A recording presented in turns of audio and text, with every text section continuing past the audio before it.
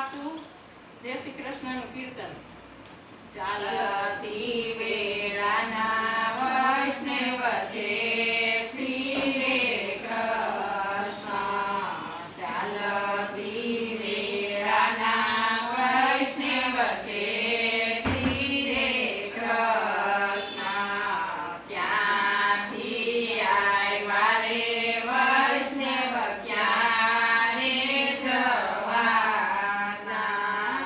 ક્યાં જઈને વિશ્રામ લેશો રે વૈષ્ણવ છે શ્રી રે કૃષ્ણ.